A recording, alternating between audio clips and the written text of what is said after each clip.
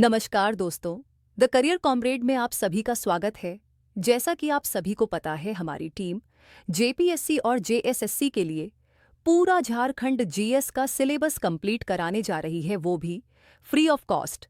तो दोस्तों, आप सभी अधिक से अधिक लोगों तक शेयर करें सेशन को। आज झारखंड की जनजातियां में दूसरा क्लास में हम सभी उरांव जनजाति के बारे में पढ़ेंगे। तो बिना किसी देरी के शुरू करते हैं। साथियों, मैं हूं उरांव जनजाति से ऋचा और आज मैं आपको अपनी उरांव जाति की पूरी कहानी खुद अपनी जुबान से सुनाने जा रही हूं। वो कहानी जो झारखंड की मिट्टी, हमारे सरना, हमारी परंपरा और हमारी पहचान से जुड़ी है। 1. हमारी पहचान और निवास। हम सभी उरांव झारखंड की दूसरी ओर भारत की चौथी सबसे बड़ी जनसंख्या वाली जनजाति है।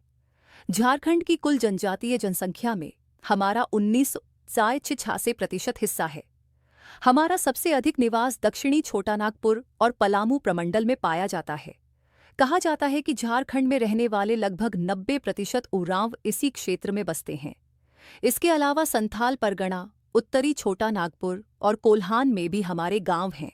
इतिहास बताता है कि हमारा मूल निवास स्थान दक्कन माना जाता है। बहुत सही दोस्तों, अब 2.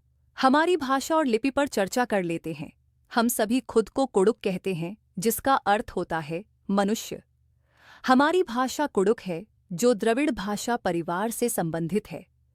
हमारी भाषा की अपनी लिपि है तोलुंग सिकी, जिसका आविष्कार नारायण उरांव ने किया और आज कंप्यूटर पर इसे लिखने के लिए कैली टोलोंग नाम का फ़ॉन्ट उपयोग होता है। अब दोस्तों, हमारी 3. शिक्षा और विकास को देखिए। हम ओरांव जनजाति को झारखंड की सबसे शिक्षित और जागरूक जनजाति माना जाता है। इसी कारण झारखंड की जनजातियों में सबसे अधिक सामाजिक और शैक्षणिक विकास ओरांवों का हुआ। अब आगे की कहानी आप सभी मेरे साथी मोहन के जुबानी सुनिए। धन्यवाद ऋचा। दोस्तों, अब हम सभी उरांव जनजाति के समाज, गोत्र और संस्कृति के बारे में चर्चा करेंगे। हमारी जनजाति का पहला वैज्ञानिक अध्ययन ग्रियर्सन राय ने किया था। उनके अनुसार उरांवों में अटीट गोत्र पाए जाते हैं, हालांकि हम मुख्य रूप से 14 किली गोत्र में विभाजित हैं। उरांव जनजाति गोत्र एवं उनके प्रतीक गोत्र किस्कोट्टा का प्रतीक सुअर की आंत है, केरकेट्टा का प्रतीक गोरैया पक्षी है, खाखा का प्रतीक कौआ है, गाड़ी तिग्गा का बंदर है, तिरकी का चिड़िया है, बेक का नमक है, मिंज का सांपाकार मछली है, बारला बाड़ा का बरवृक्ष है, किंडो का मछली है, खलखो का मछली है, लकड़ा का बाघ है, चरवा का जंगली कुत्ता है, कूजू का लता है, मुंजनी का लता है, खोंखा का जंगली कुत्ता है, खेस का धान है, एक्का कच्छप का कछुआ है, टोपो का छोटी चिड़िया है, बारला का घास है।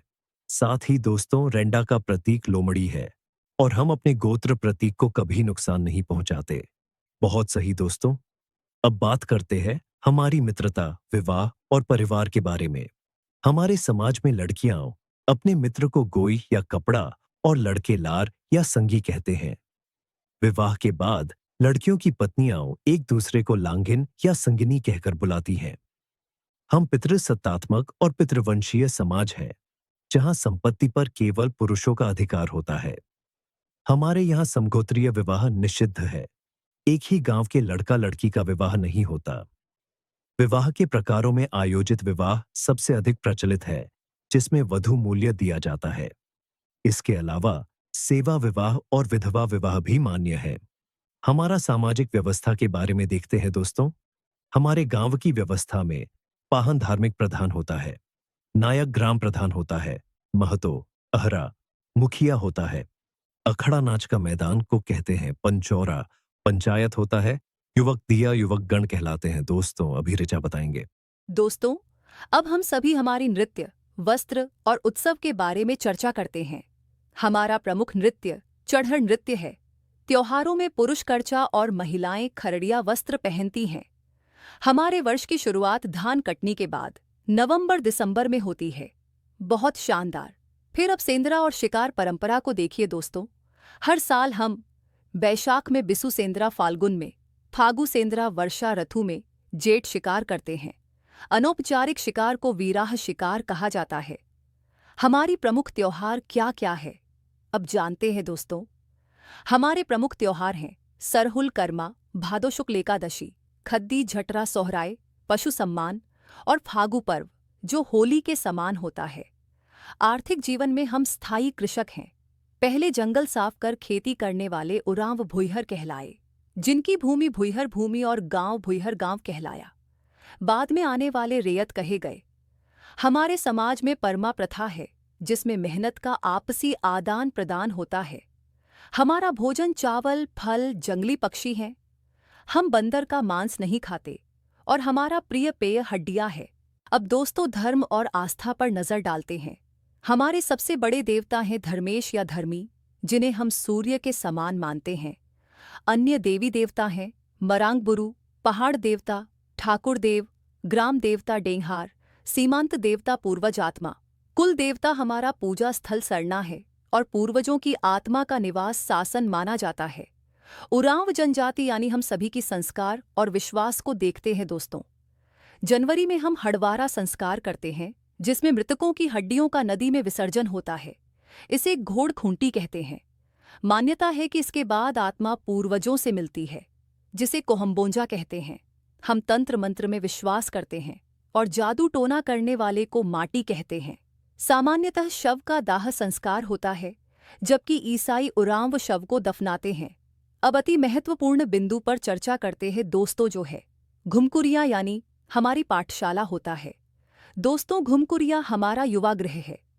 यहाँ 10-11 वर्ष की उम्र में प्रवेश मिलता है और विवाह के बाद सदस्यता समाप्त हो जाती है। प्रवेश हर 3 वर्ष में सरहुल के समय दीक्षा समारोह द्वारा होता है। 3 श्रेणियां होती हैं: पुना जोखर, मंझ जोखर, कोड़ा जोखर। युवकों के लिए जोंक एड़पा, युवतियों के लिए पेल एड़पा होता है। समापन दोस्तों, ये सिर्फ मेरी कहानी नहीं, यह उरांव जाति की आत्मा है। सरना से निकली, झारखंड की मिट्टी में रची बसी। अगर आप झारखंड को समझना चाहते हैं तो उरांव को समझना जरूरी है। जय सरना। बहुत बहुत धन्यवाद दोस्तों। The Career Comrade presents mathematics, reasoning, English, general awareness, general science and current affairs classes for UPSC, SSSC, banking, railway and any others government exams.